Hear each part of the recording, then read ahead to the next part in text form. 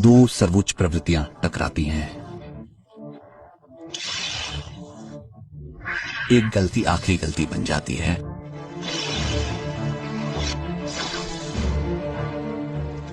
सर्प चक्कर लगाता है, कोबरा की बिजली जैसी प्रतिक्रिया को परखता है। सांप के लिए बचने का मतलब है जानलेवा इंजेक्शन।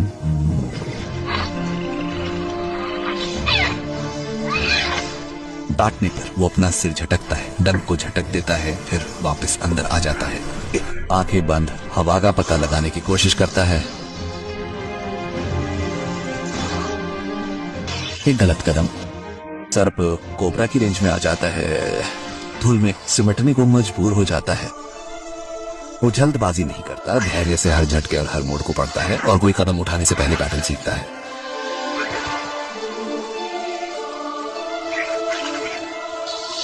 सांप तेजी से तीखा और घातक हमला करता है।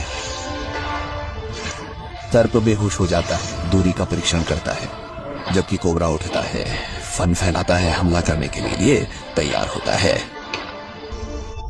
बिल्ली सिर पर दबाव बनाने के लिए आगे बढ़ती है, फिर कोबरा के जवाब देने से पहले ही उछलकर दूर चली जाती है। तेजी से जोखिम भरे वार में पैटर्न को दोहराती है।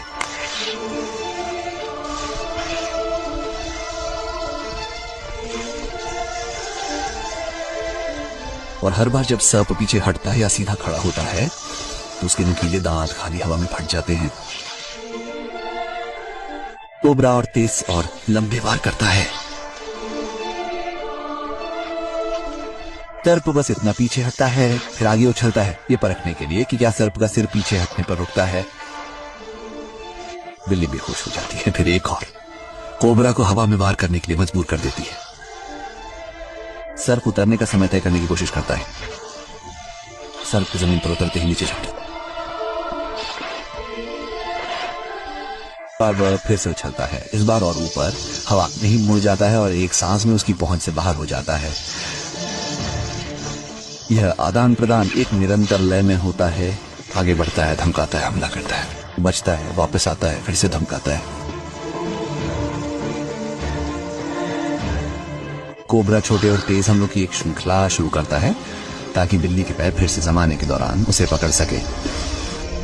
सर्प समय की कमी से जूझता रहता है, उछलता है, फिर सिर पर दबाव बनाने के लिए वापस झपटा, लेकिन ज्यादा देर तक रुका नहीं।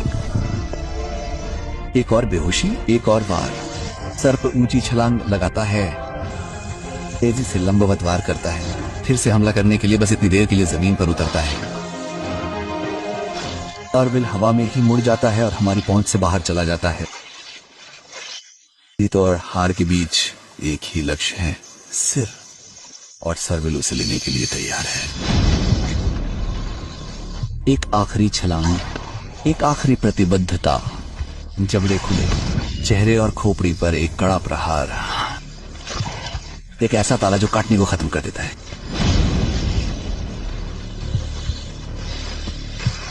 कुंडल सर्विल के पैरों से टकराते हैं, हताश और हिंसक, लेकिन सर्विल तब तक गंभीर, स्थिर और अडिग रहता है जब तक कि संघर्ष कमजोर नहीं पड़ जाता।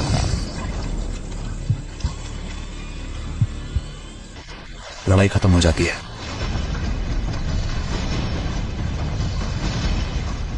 भाग्य से नहीं, हठ से भोजन मिलता है। सवाना में कभी कभी हत्या भूख के अलावा किसी और चीज से प्रेरित होती है। दो वयस्क शेरनियां लंबी घास के किनारों पर गश्त लगाती हैं। हवा में हर कंपन और झाड़ियों में हर सरसराहट दर्ज की जाती है। सर्विल शावक खुले में पकड़ा जाता है। इस छोटी उम्र में उसका अस्तित्व पूरी तरह से उसकी मां द्वारा प्रदान किए गए छिपने पर निर्भर करता है, लेकिन यहाँ कोई आड़ नहीं है। लाइनर्स ने उसे एक आसान शिकार के रूप में पाया। वो अपने बड़े गद्देदार पंजे से आगे बढ़ती है।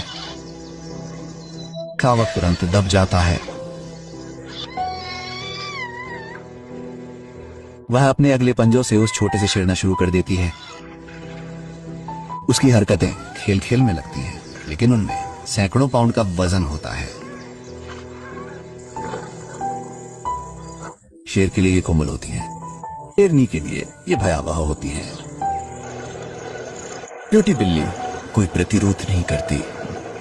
आसपास की झाड़ियों में माँ शायद देख रही होती है, लेकिन दो सबसे बड़े शिकारियों के सामने वो जैविक रूप से छिपी रहने के लिए प्रोग्राम की गई होती है। शावक की सांस धीमी होती है और फिर रुक जाती है। हालांकि शेरनी अभी भी खत्म नहीं हुई है। वो शावक के सिर को अपने मुंह में ले लेती है। जब वो उसे साफ जगह पर ले जाती है तो शरीर लंगड़ाता हुआ लहराता है। यह बिल्ली के व्यवहार का भयानक पक्ष है। शिकारी प्रवृत्ति का विस्थापन। वो एक बार फिर शरीर को उठाती है। उसके दांत नरम फर में धंस जाते हैं। यह प्रभुत्व का एक मूर्खतापूर्ण कार्य है। खेल जारी रखने के लिए आवश्यक ऊर्जा अब उचित नहीं है। वो बेजान सर्विल को धूल में गिरा देती है। शरीर वहीं पड़ा रहता है जहां वो गिरा था, बिना जला हुआ। बिल्ली घास के बीच से होकर नम जगह की ओर बढ़ती है।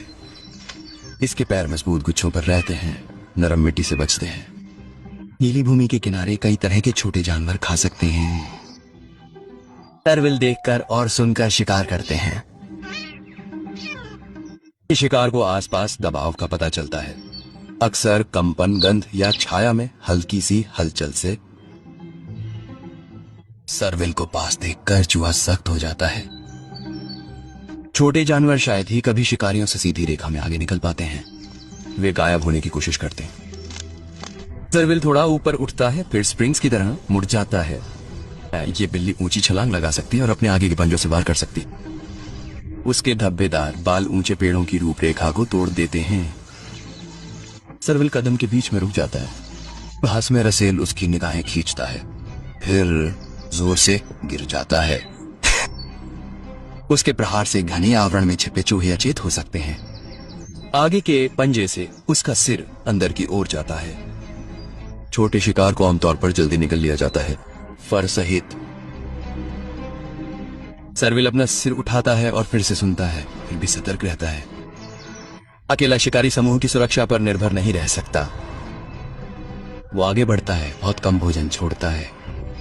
जब भोजन इतना कम होता है तो शिकारियों को कम मौके मिलते हैं। कुछ प्रजातियां लगातार यात्रा करती हैं, अन्य ऊर्जा बचाने के लिए तब तक प्रतीक्षा करती हैं जब तक परिस्थितियां बदल न जाए। हाथी चलते चलते भूमि को नया आकार देते हैं, रास्ते बनाते हैं, पेड़ों को तोड़ते हैं और दशकों से प्राप्त ज्ञान से युवा सदस्यों का मार्गदर्शन करते हैं। यह प्रणाली शांति पर नहीं बल्कि सटीकता पर आधारित है, जहां अस्तित्व लय, संयम और मौसम के बदलाव पर निर्भर करता है। प्रत्येक प्रजाति अपने तरीके से भोजन करती है। प्रत्येक उस भूमि को आकार देती है जो उसे बनाए रखती है। निरंतर परिवर्तन के कारण क्षितिज पर एक नाजुक संतुलन बना रहता है। गति उन सभी को एकजुट करती है, ब्राउजर, चरने वाले और शिकारी, जो